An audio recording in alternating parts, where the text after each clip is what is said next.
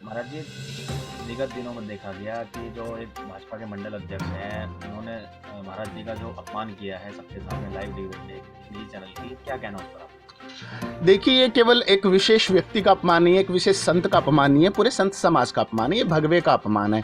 उन्होंने जो शब्दों का प्रयोग किया है कि शेर की खाल में भेड़िया, मतलब उनका इनडायरेक्टली कहने का मतलब है कि संत बहरूपीय होते हैं। आप उस पार्टी से संबंध रखते हैं जो केवल संतों से चलती है।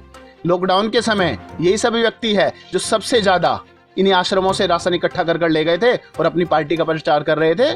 तो ये बड़ा दुख का विषय है कि ये यदि इन्होंने अपनी आवाज़ को उठाया है। आपको पता है कि हमें संविधान, ये भारत बिकॉज ये एक संविधानिक देश है और जो भारत है वो संविधान से चलता है। Article 326 gives us right to cast our votes.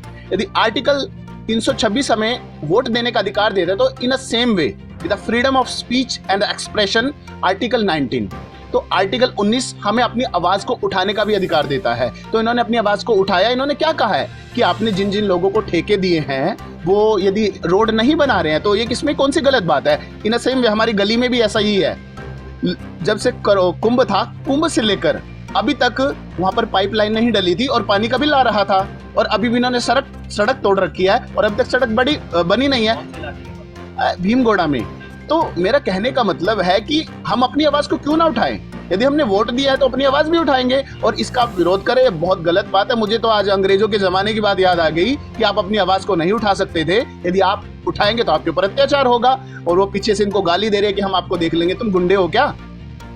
गुंडे रहना अपने घर में। यदि जिस दिन संत समाज इकट्ठा हो गया तो बहुत बुरा होगा। और वो एक विशेष पार्टी से जुड़े हुए हैं। मेरा कहने का मतलब है किसी पार्टी से यदि वो जुड़े हुए हैं तो मुझे लगता है यदि उन्हें हटाया नहीं जाएगा तो उस पार्टी को भी बहुत बड़ा नुकसान हो सकता है। अभी संतों में रोष है। रोलेट एक्ट याद है आपको, जो जलियांवाला बाग कांड हुआ था, वो इसी का कारण था। जो रोलेट एक्ट हुआ था, हमारे भारतीयों के जो सामाजिक जो अधिकार थे उनको छीना जा रहा था। इसी के विरोध में जलियांवाला बाग में विरोध हुआ था। और जो विरोध हुआ था उसी में जो जलियांवाला बाग कांड हुआ था, इसी कारण हुआ था कि हमारे जो अधिकार है उसको कुचलने का काम कर रहा है रोलेट एक्ट। क्या मांग करना चाहते हैं आप? कार्रवाई क्या चाहते हैं? देखिए, हम नहीं चाहते कि उनको पार्टी से निकाला जाए, कुछ भी कह दे। वो आके संतों से क्षमा प्रार्थना कर ले, और संत तो बड़े दयालु होते हैं, वो उनको क्षमा भी कर देंगे। मेरा अभी माननीय प्रदेश अध्यक्ष जी मदन कौशिक जी भी इनको आश्वासन देके गए हैं कि 24 घंटे में कुछ कार्रवाई होगी, लेकिन अभी तक कोई कार्रवाई नहीं हुई है। मेरा उनसे निवेदन है कि जल्दी से जल्दी इस पर कार्रवाई हो, नहीं तो समय जैसे बढ़ता जाएगा तो ये उग्र रूप लेता जाएगा। उनको आकर इनसे क्षमा मांग लेनी चाहिए संतों का। एक्चुअली संत तो बड़े दयालु होते हैं, वो क्षमा भी कर देंगे। वो क्षमा भी कर देंगे। तो मेरी बस यही प्रार्थना है, उनको आना चाहिए और इनसे क्षमा मांगनी चाहिए। महाराज जी, मंडल अध्यक्ष जी ने महाराज जी का जो अपमान किया था लाइव में, क्या क्या कहना है? देखिए, बहुत दुर्भाग्यपूर्ण बात है।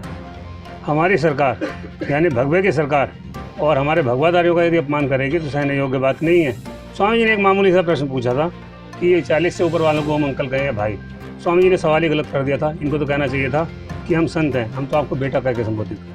क्योंकि संतों का एक अपना पद होता है, उसमें भाई अंकल हमारा कोई नहीं होता। हम सबको बेटा कहने का अधिकार रखते हैं, कि हमारी परंपरा में सिखाया गया है। तो हमारा पद है, हम उसकी मान्यता रखते हैं, तो हमारे अनुकूल हमें उसका अनुसरण करना भी पड़ेगा।